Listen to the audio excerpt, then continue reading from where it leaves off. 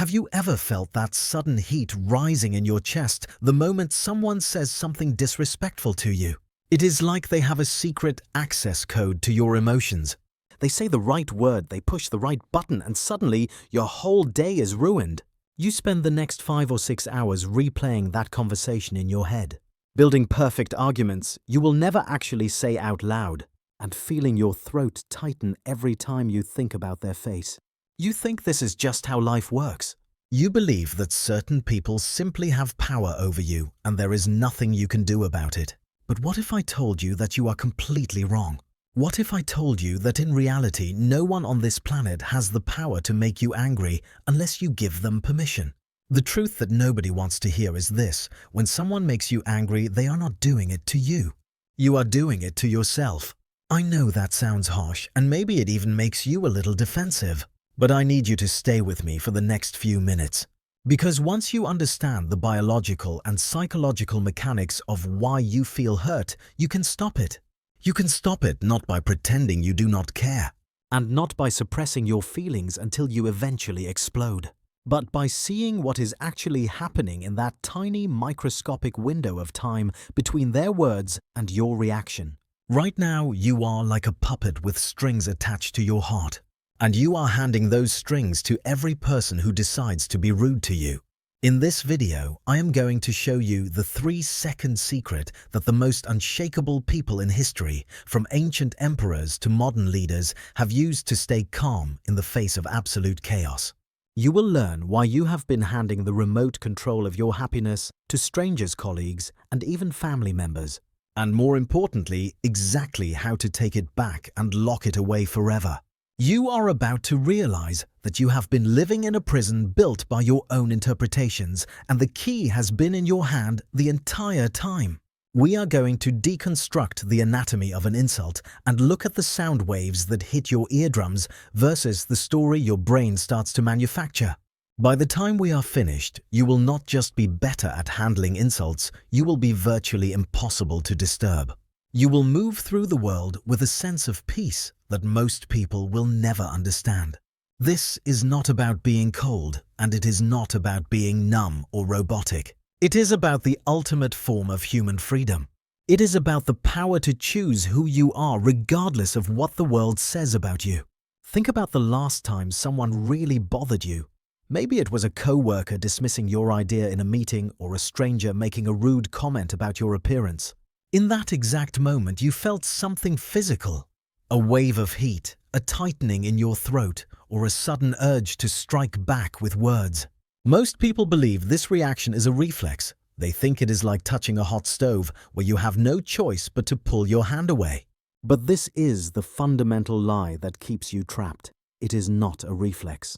Between the moment someone insults you and the moment you feel angry, there is a tiny, almost invisible gap. It lasts about 3 seconds. In those 3 seconds, your brain does something incredible. It interprets the event. It creates a story. And it is that story, not the person's words, that causes your pain. Let me show you how this works by looking at the 3 types of people in this world. The first type is the reactive puppet. This is where 90% of the population lives. When someone insults a reactive puppet, they immediately hand over their power. Their brain receives the sound waves of the insult, and their ego immediately goes into high alert. The amygdala, the part of the brain responsible for the fight or flight response, floods the body with cortisol and adrenaline.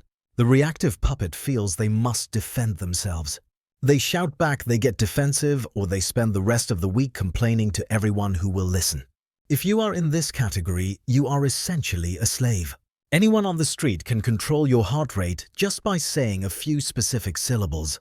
But wait, because there is a second group that many people mistake for being strong, but they are actually in even more danger. This second type is the silent bomb. The silent bomb has been told that getting angry is bad or unprofessional. So when someone disrespects them, they swallow it. They smile on the outside, they nod, and they pretend it does not matter. But inside, they are boiling. They are suppressing the anger, and suppression is not the same as peace. Suppression is like taking a bottle of poison and locking it inside your own chest. It sits there eating away at your mental health, causing chronic stress, and eventually leading to a massive explosion over something tiny like a dropped spoon or a slow internet connection. The silent bomb thinks they are being strong, but they are actually just a victim who is slow cooking their own misery. So, how do you become the third type? The one who is truly unbothered. We call this type the conscious observer. The conscious observer understands the 3-second secret. When an insult happens, they do not jump straight from the event to the emotion. Instead, they use those 3 seconds to step back into the control room of their own mind. They look at the words as if they are just data. Imagine a 5-year-old child walks up to you and calls you a stupid person. Do you get angry? Do you spend the night replaying that moment? No. You probably smile or just walk away. Why? Because you do not give the child's opinion any weight. You know it is not true, and you know the child does not understand the world. You are unbothered because you have zero belief in their words. The secret to being unbothered by adults is realizing that most of them are just 5-year-olds in bigger bodies, carrying their own unhealed trauma and projecting it onto you. When someone is rude to you, it is almost never about you. It is a projection of their own internal state. If a person is happy, secure, and at peace, they do not go around looking for people to insult. Only someone who is hurting, insecure, or frustrated feels the need to diminish others to feel powerful. Once you see this clearly, your anger vanishes and is replaced by something much more powerful: pity. You realize that their insult is actually a confession of their own pain. If someone calls you lazy and you get furious, it is because somewhere inside you, there is a wound that believes they might be right. But if someone calls you a green alien, you just laugh because there is no part of you that believes that is true. The sting of an insult is always a signal of where you have not yet accepted yourself. In those 3 seconds of silence, you must ask yourself one question: is this about me, or is this about them? If a coworker is condescending, ask yourself what they are going through. Maybe they are terrified of losing their job and need to feel superior to manage their anxiety. Maybe they had a terrible morning. This is the art of cognitive reframing. You are choosing a story that preserves your peace instead of one that destroys it. You are taking the remote control back.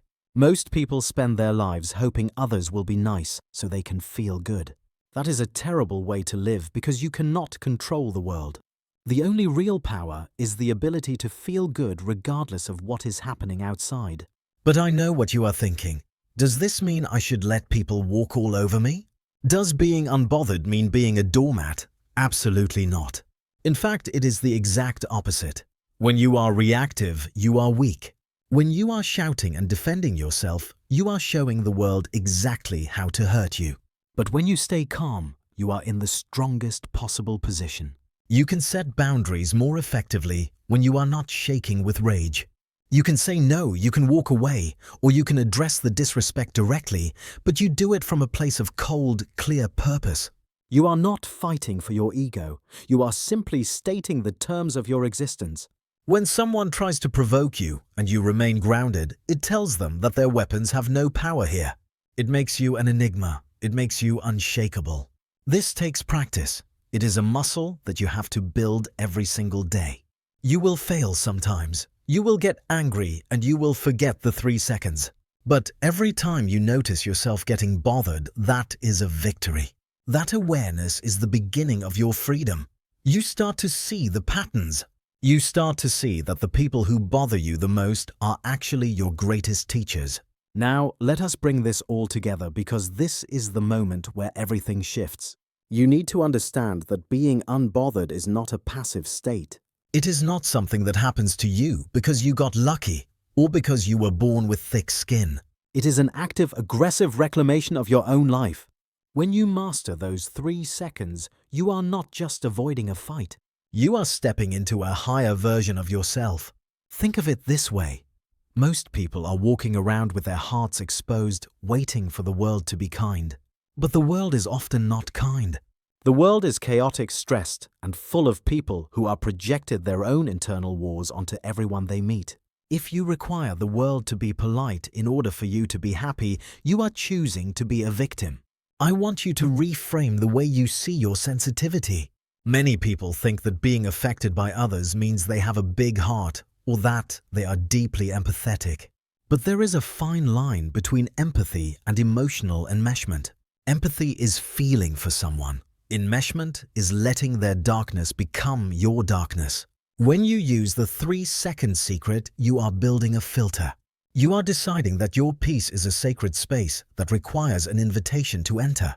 You are realizing that you are not your emotions. You are the awareness behind them.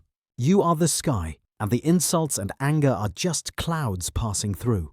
The clouds might be dark, they might be loud, and they might bring a storm, but the sky remains the sky. It is untouched, vast, and forever calm. That is who you really are at your core. Ask yourself this question right now. Are you going to continue letting people who do not even know your middle name dictate your blood pressure? Are you going to let a rude comment from a stranger on the internet or a snide remark from a relative ruin the dinner you worked so hard to enjoy? Who is really in charge of your mind?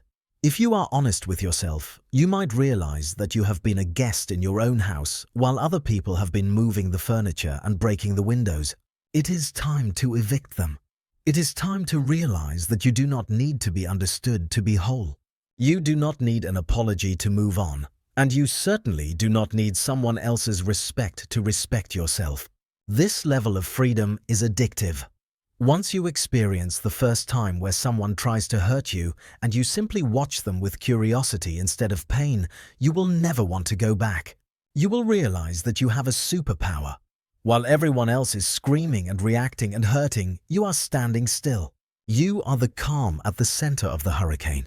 This clarity is the most attractive and powerful quality a human being can possess. It draws people to you because they want what you have. They want that unshakable foundation. But here is the warning. The ego is sneaky. It will try to tell you that you are losing your edge. It will whisper that if you do not get angry, you are being weak or that people will take advantage of you. You must recognize that voice for what it is, a desperate attempt by your lower self to keep you small and reactive. True strength is the ability to stay grounded when the world is trying to knock you off balance. True power is the ability to respond with intention instead of reacting with impulse. So starting today, I want you to take a vow of emotional sovereignty. Next time you feel that spark of anger, just count to 3. Watch the thought. Observe the physical sensation in your body and then make a conscious choice. Choose peace, not because they deserve it, but because you do.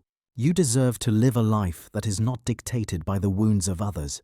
You deserve to be the master of your own soul.